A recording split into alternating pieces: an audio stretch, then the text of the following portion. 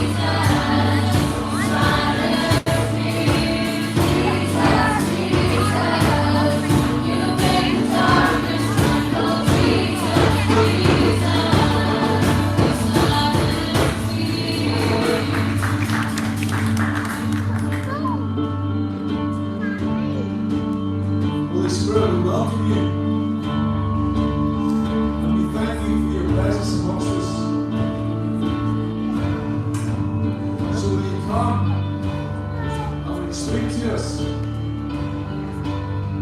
Will you encourage us? Will you comfort us with your prophetic gift?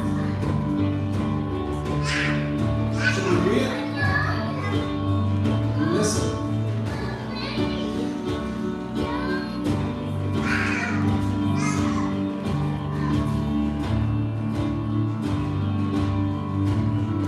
I come that you might have life. I come that you might have victory. I come to bring you strength when you are weak. I come for you. Freedom and victory are your birthright. Do not be ashamed. Do not let guilt get in the way. I am making you a new creation. I am making you more like me. Step into freedom. Step into victory and claim your birthright. More freedom, more life, more, and more. Is that encouraging?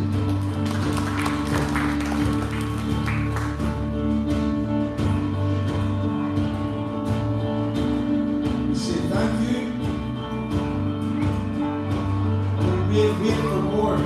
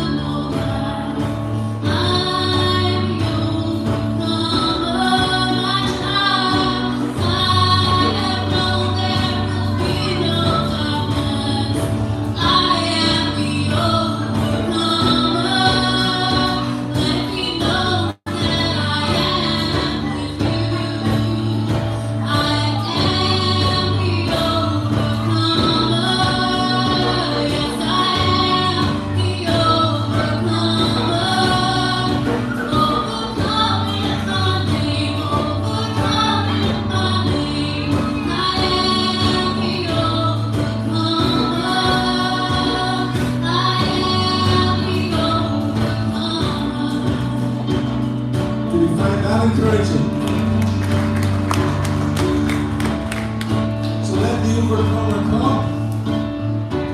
Let the overcomer stand beside you right here in your circumstances, in your difficulties, in your joys and victories. Because when He's beside us,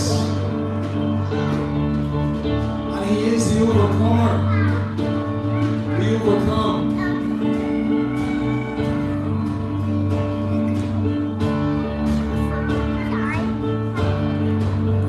He's right here,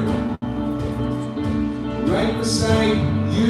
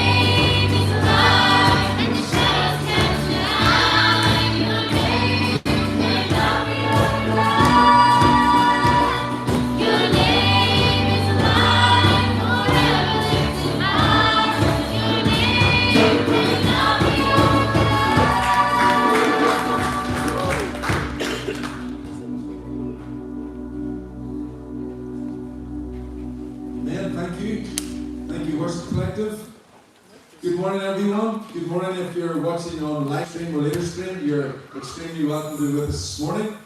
I have a few announcements for you. First of all, we've got Youth Alpha tonight.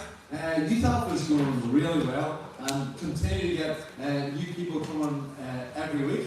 And there's a buzz about the place.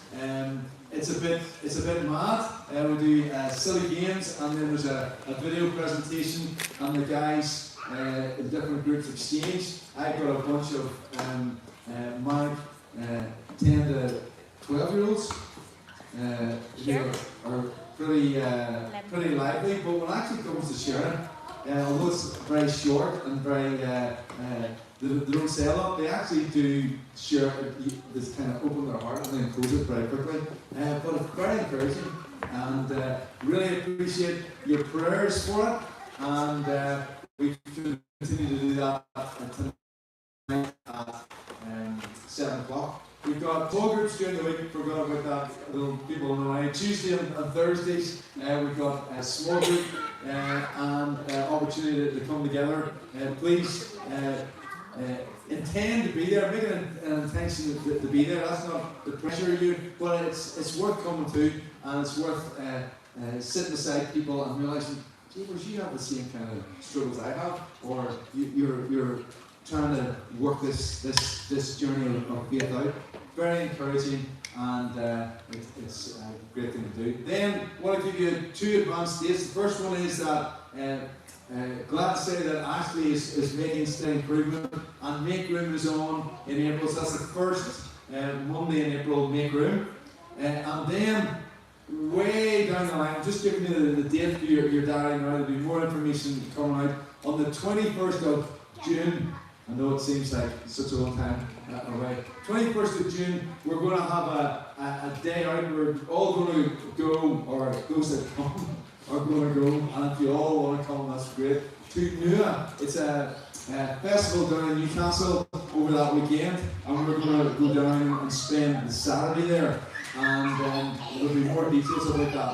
But it's a great experience from the point of view of a group of people being together, seeking God. And when people come together out of the comfort zone to seek God, and say out of the comfort zone, that can simply be because it's a tent, or for the other people who are not there for the day, happen to be sleeping in tents. There's a lot happens. There's a sacrifice involved in that. There's a desire to see what's going to happen, and God never disappoints. So that's the 21st of June. More information will be coming your way. So please stand up and say good morning to someone who we chat, and we'll be back in a few minutes. Oh, sure, I'll come. That's fine. I'm well.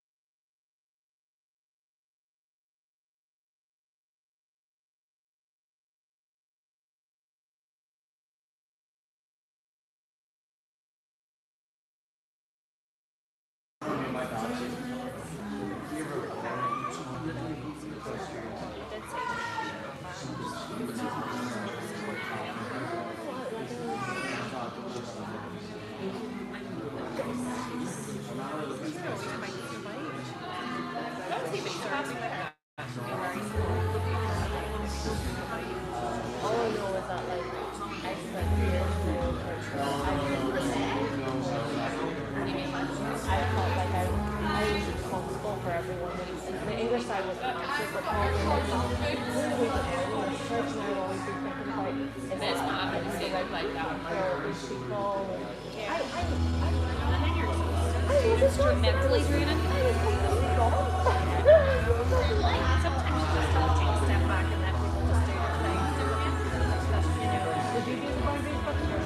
really liberating to do that though, isn't it? You know what it is, yeah.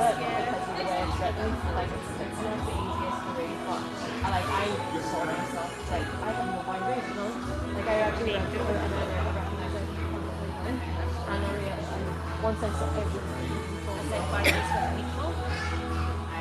and my life. It's healthy to have some. It's healthy to put, like, as much as even if it's irrelevant, I can put you over there. Why? Like, put them in the body corner for a little bit, you know. That's what I said. I didn't realise it was two very ways.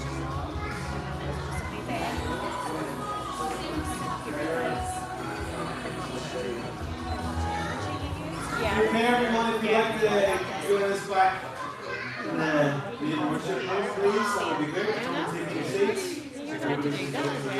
Yeah, it's hard. It takes years with the practice, doesn't it? Come on and take your seats, everybody. Let's just wait for ourselves to gather.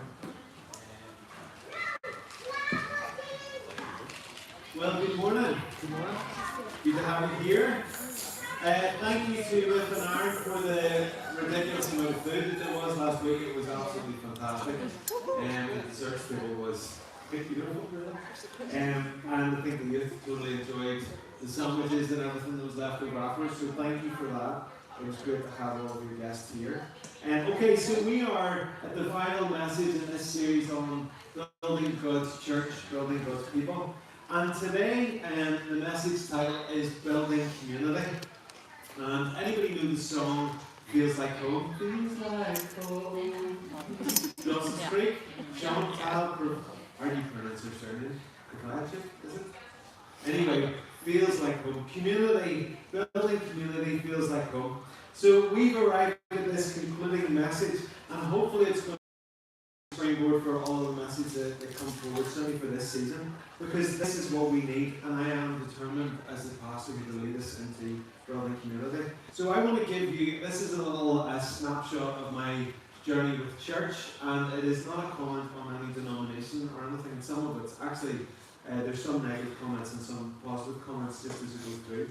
So I grew up in church. If I was to start my testimony before I had the car experience or the car full that we love, before I'd had that, I would say, well, I grew up in a Christian home and all that.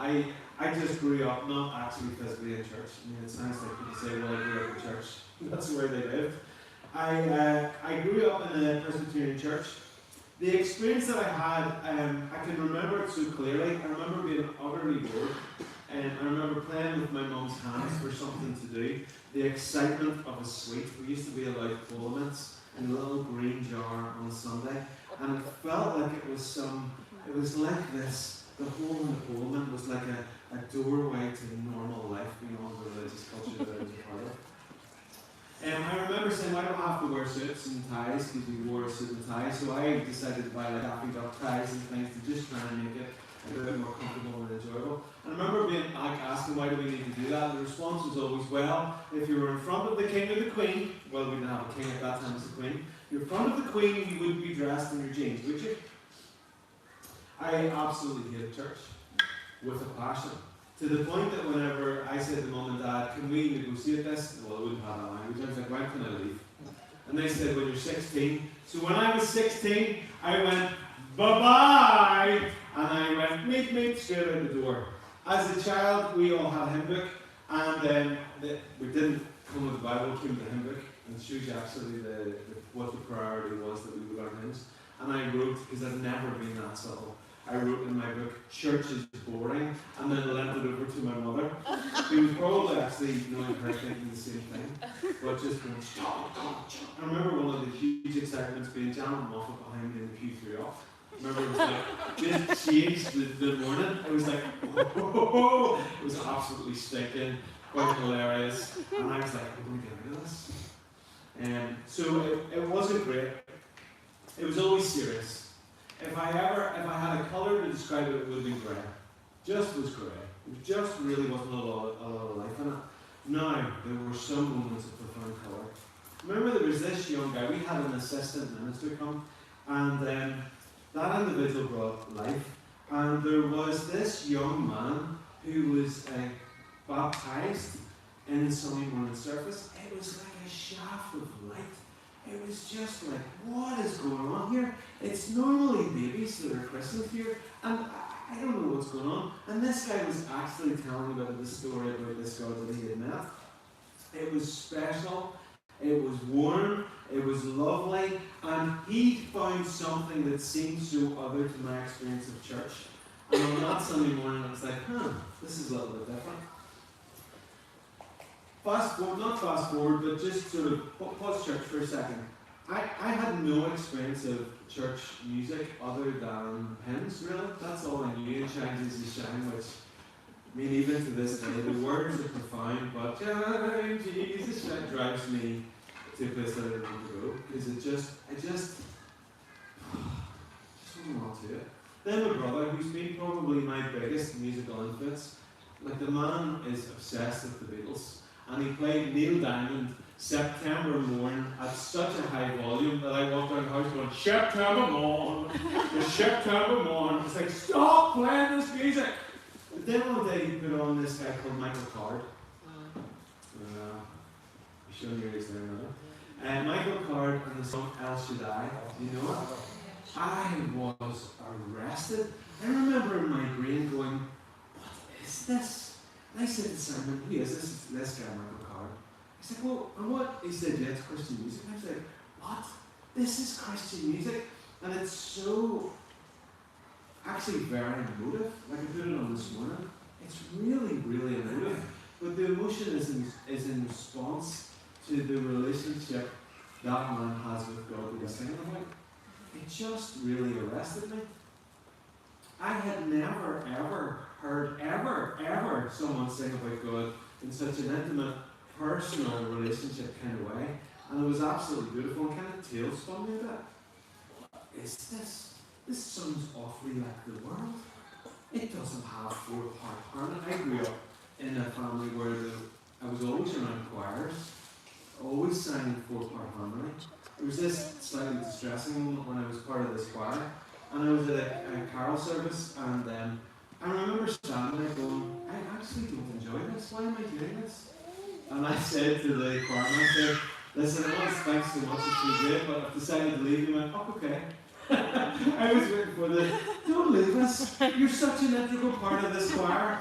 And it was just like this, oh, wee moment. I remember our church at home did have some fun nights, and they actually were really fun. And I remember watching our minister and actually being able to see the man. Like, I've told you before about Vincent McGough said that he was asked about his paintings would be better when he got older.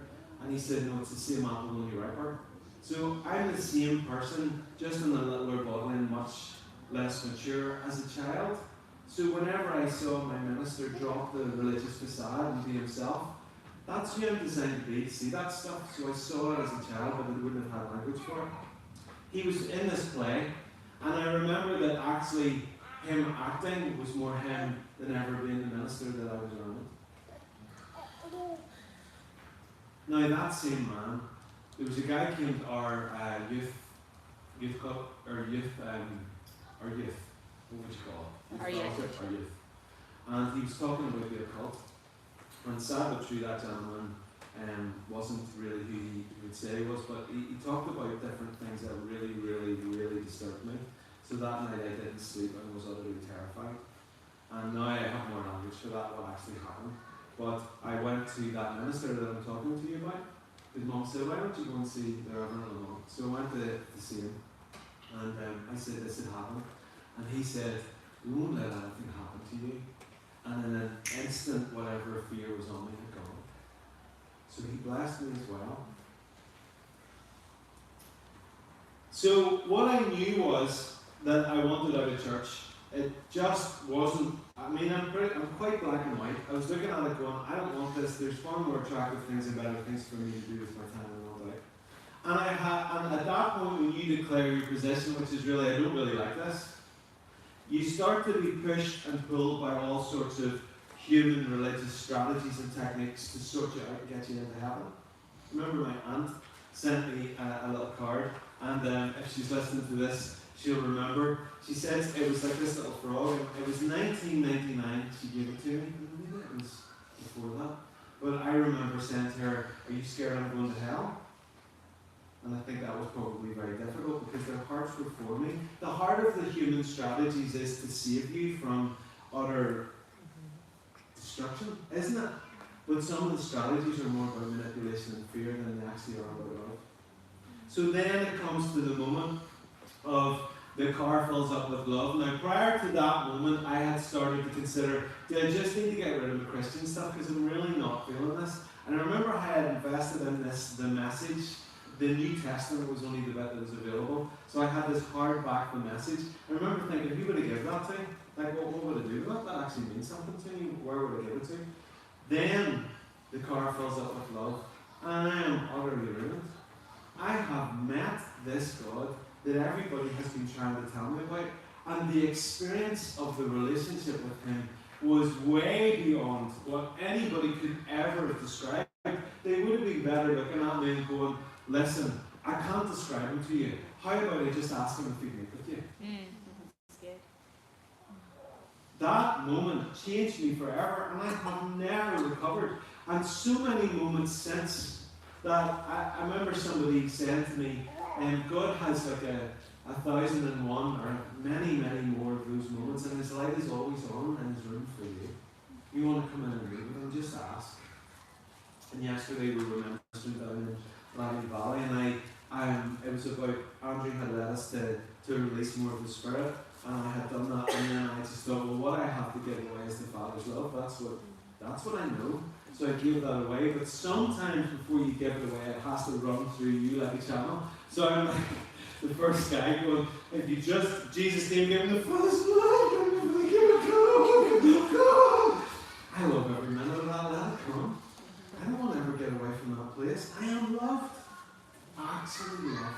This is not some obscure objective in a corporate love. This is deeply personal and intimate because He actually adores me. Doesn't He adore you? So the car filled up with love, and I went on the hunt to find somewhere that was filled with that love, unhindered, undiluted. But you got to remember that it's humans that you were dealing with. And it was like playing Where's Wally? Because actually it would be like, oh, there He is! And then you'd be like, He's gone again. Isn't that one of the most frustrating things about the Spirit of God? He is present and then you can't see Him, and He's still present. That's the bit that we all have to work on. When He's present and manifest and obvious, we're all like, He's here! And then it feels like He leaves the room, but He actually hasn't left the room, and maturity is going, He is here in the same strength that I can perceive as when I can't. I was getting freer and freer from my religious upbringing, taking gulps of water and gasps of air any place that I could find me. Then I came to Summer Madness 2002, and who was there? But Mr. Andrew Montgomery. There he was. And he and I, some of you know the story, but anyway, he said a couple of things to me, and then he said, you need other men around you to support you, and I went, what about you? And then really from that point on, we started meeting, and I hunted them down, or hunted Andrew down, and then met the lovely Hillary. It's like, I don't, did you, and they're married? They're both lovely. In 2003, I had a dream, and in that dream it was clear that it was God was inviting me to move to be part of the church community in First Presbyterian Church Belfast. You see, this whole thing about becoming a part of this church and being a member of this church is not the same as a marriage. It's not the same as a marriage. Because God might call you to be somewhere else, and I actually have experience of God calling me to be somewhere else, and yielding that, or submitting that to my leaders, and then going, yeah, it seems pretty clear that God's calling you to be part of somewhere else. So it does happen. So I then moved. It wasn't about being in the church. For the first time in my life, I experienced being part of the church. I had experienced it to some degree, but it's so hard to articulate what I experienced there. Being in the lives of those that were there, both inside the church, but actually, and more definitively, being a part of their lives outside of the church building. I was consistently invited for meals in people's homes. I'd never eaten so well in my life. I was given lovely gifts for my birthday and for Christmas. And those things are so important, aren't they? Like, I know that it's not about that, but actually there's so much communicated in that.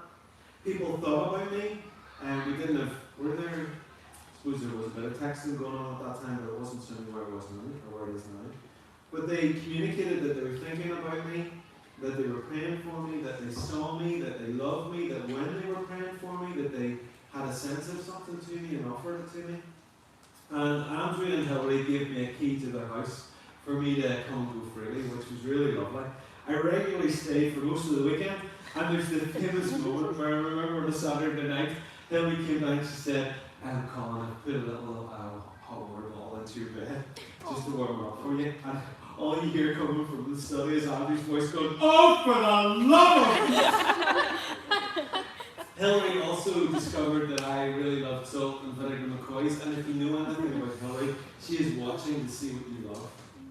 And she is going to then give you what you love over and over and over again. So there were boxes of McCoys salt and vinegar crisps bought from Macro that were for me to access at any point that I wanted to.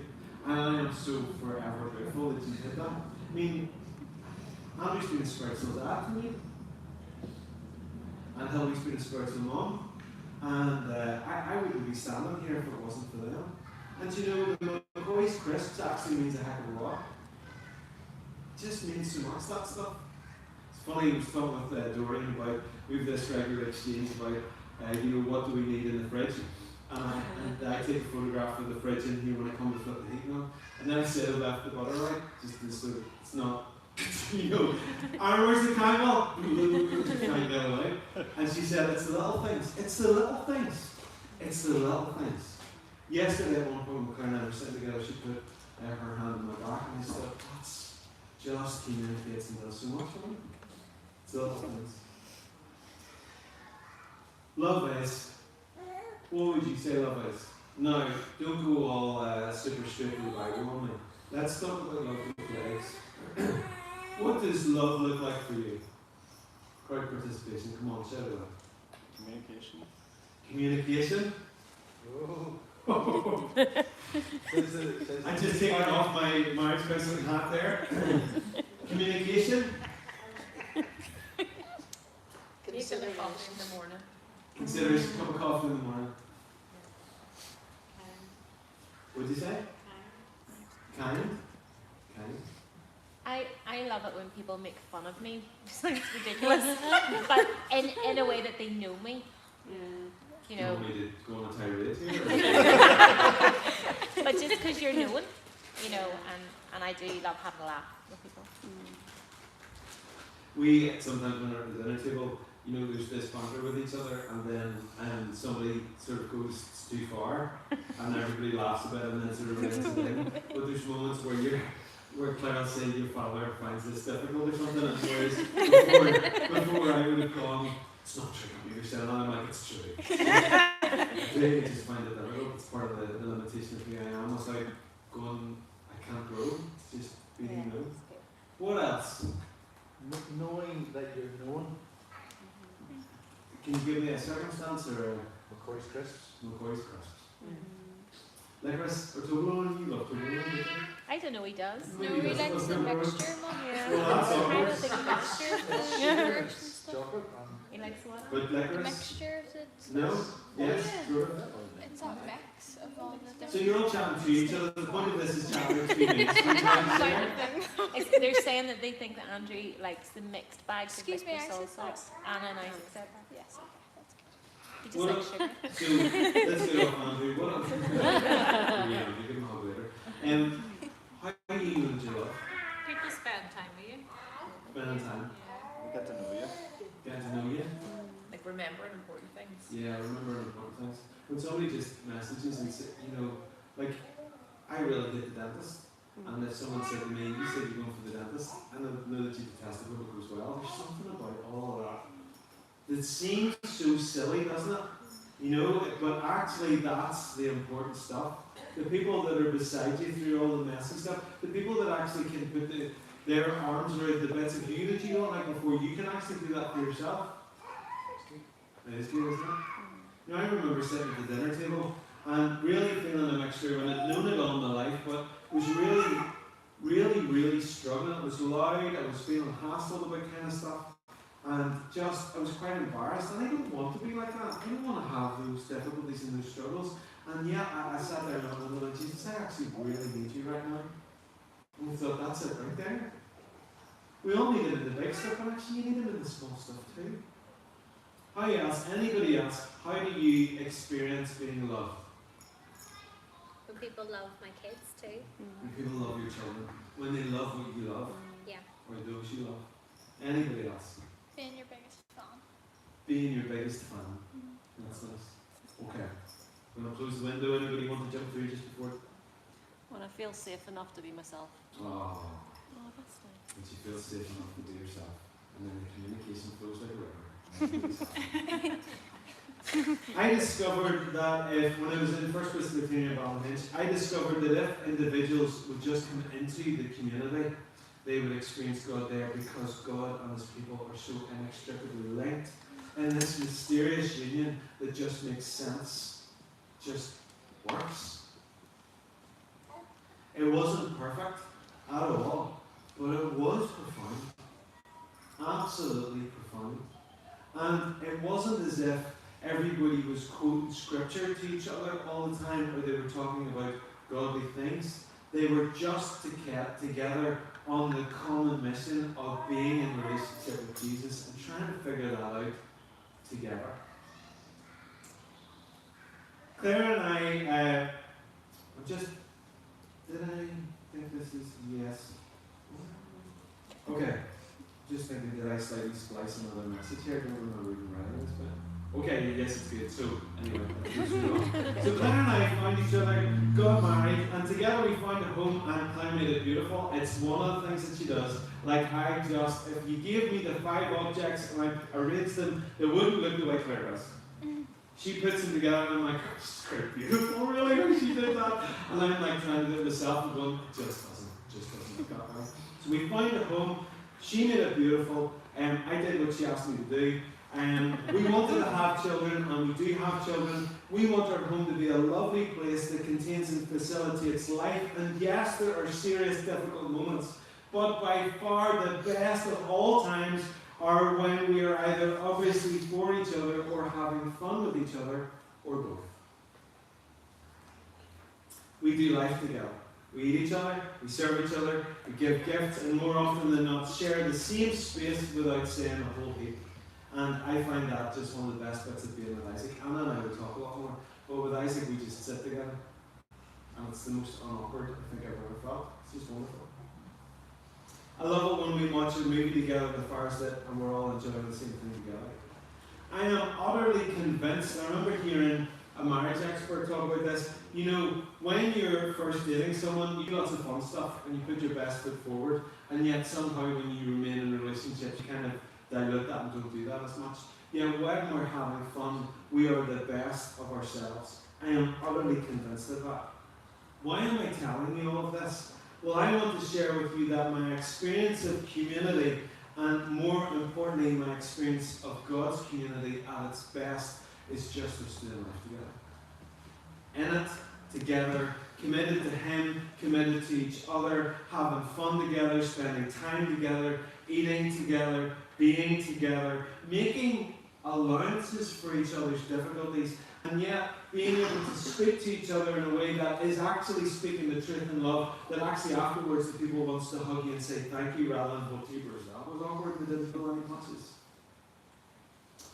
Let's talk about common unity or community.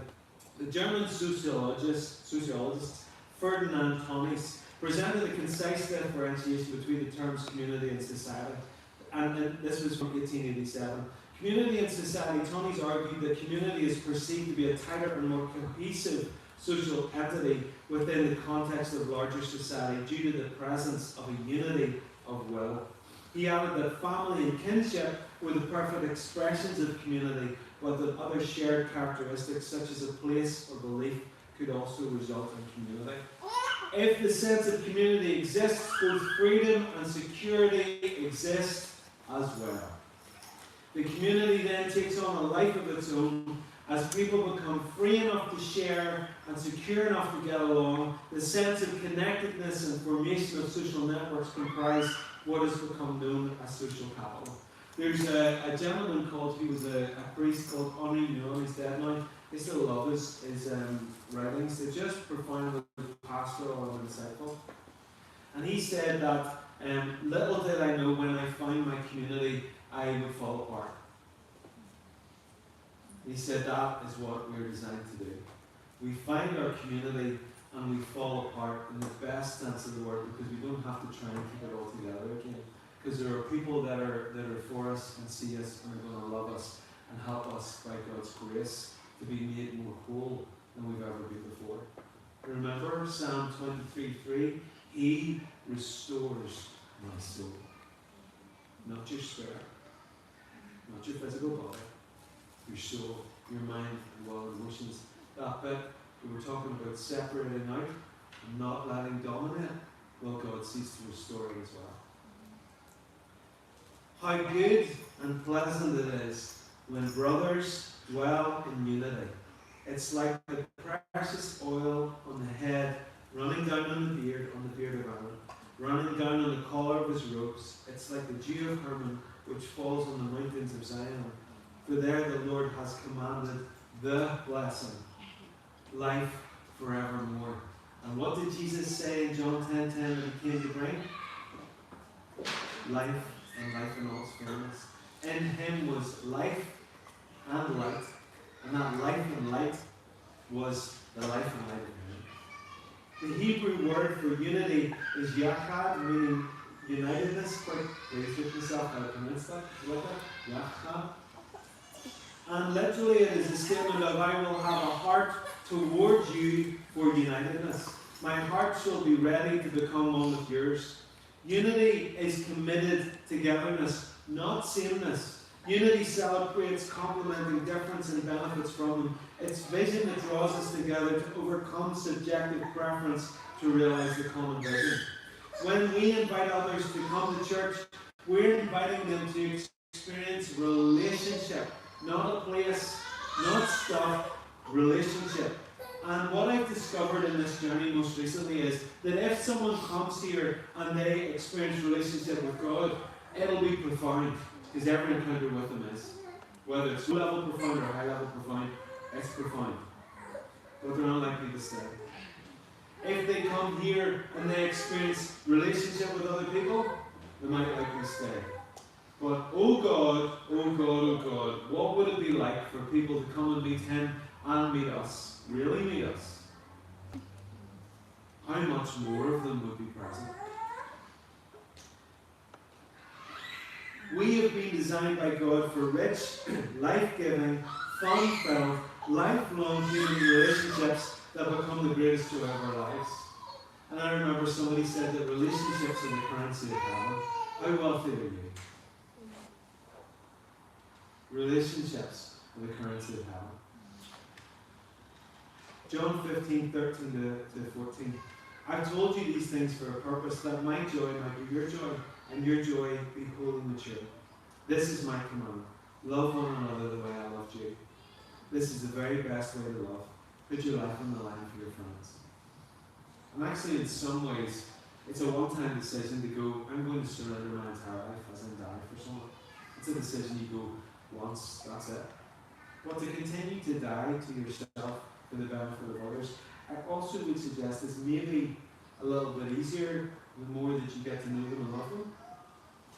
Just becomes an outworking of love and who you are, because you've fallen in love with them. And the most natural thing that love does is it sacrifices itself for the benefit of the other. And if that's the way that we're all facing, then nobody loses, ever.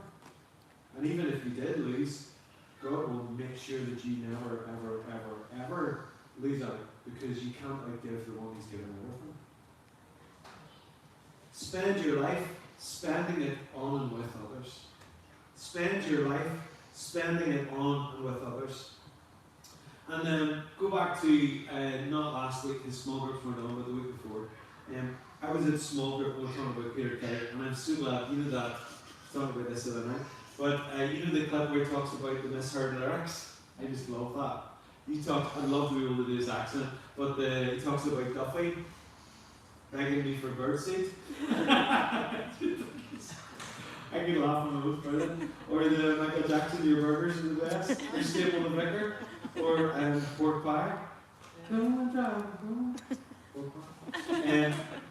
But the bit that got me, I was the one stuck it on my phone. I don't know if this is mine, but I was like, I don't know what to do.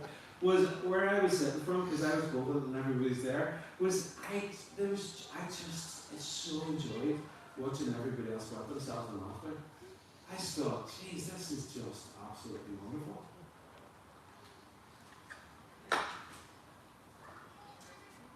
Am I not going to mention the difficulty, the challenge, the tension, the possibility of offence, the not liking each other, the we irritate each other? Am I going to not mention that? Well, no, actually I'm not, because we all know that they're there, don't we?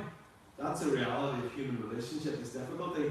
And actually, I want to offer that I think that we have got structures in place, and in this place we're encouraged to not tolerate offence, and we're going to deal with things with each other.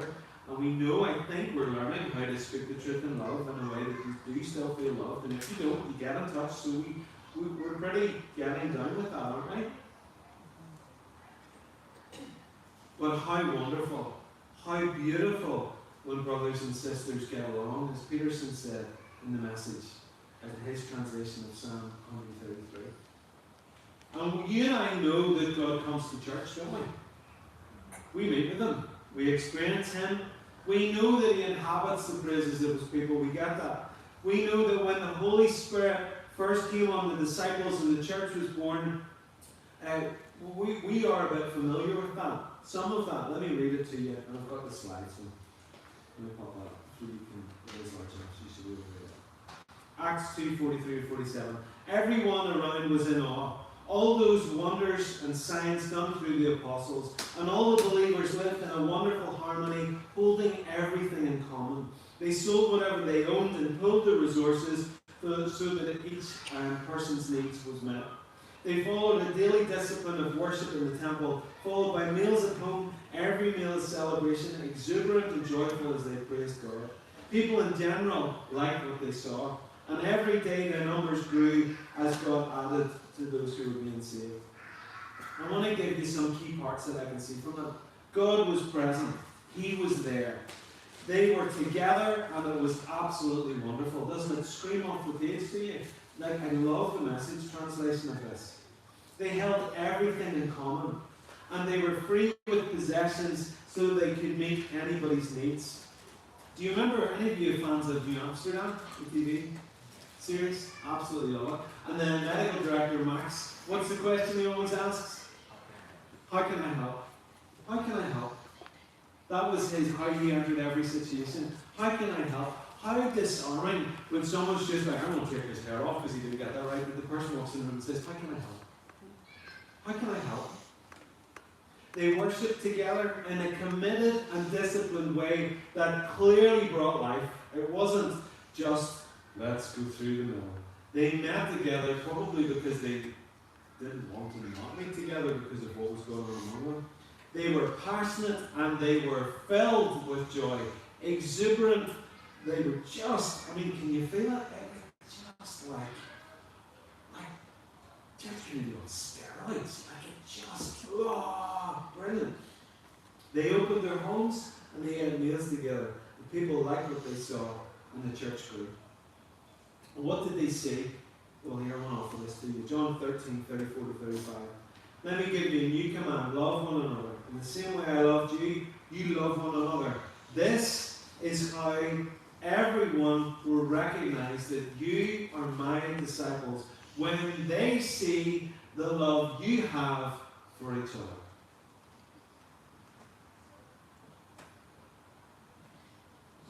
So I'm not going to do crowd participation because I think we're getting towards the end and we just need to worship and minister. But how do you see love? And what does love look like to you? Think about that. How do you most recognize it? And what does it look like to you? For me, it's being present, sharing life, caring for, helping, enjoying, laughing together, having fun, crying together, supporting, encouraging. Let's become a community known for His love that does that. And let's see those who are looking at us and invite them in. One round for a meal. And take you out for lunch. You want to come and do this with us? Invite them into our relationships. Invite them into our homes. Invite them into our lives. Because I am fully convinced, and I mean that if they come into the community, not only will they meet us, they'll meet Him. Would you stand with me, please?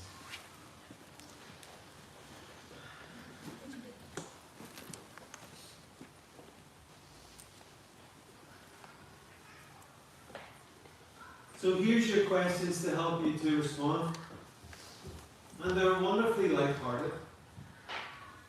Remember somebody said to me, Colin, people will enjoy the depths of you, but let them experience the shallows as well. Both are required. Have some popcorn with your vitamins was another one of her sayings as well. It's not all serious. Much of life is light-hearted as well, and we've got to be able to do both. So here's some light-hearted questions to invite you in this morning. Do you want to know God's presence more as a community? And that's a corporate question. Do you want to have more fun together in community and experience more life and laughter? And finally, do you want to share more of your life with each other in God's community in this place? So, do have fun. We're going to worship and then we're going to respond.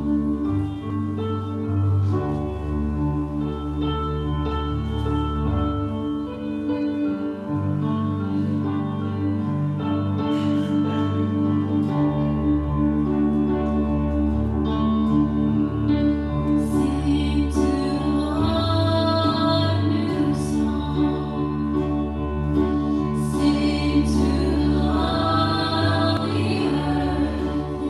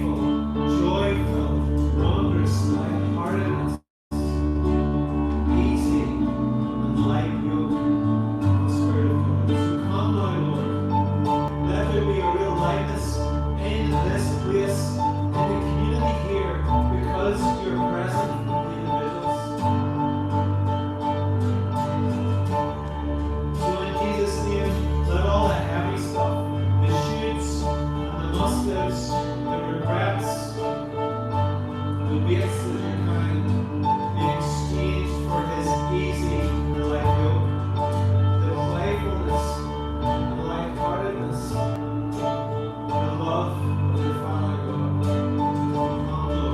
Okay, team? So we're doing an exchange this morning, exchanging what is heavy and dark for what is easy and light. With playful love. So team, if you're ready, let's begin the ministry.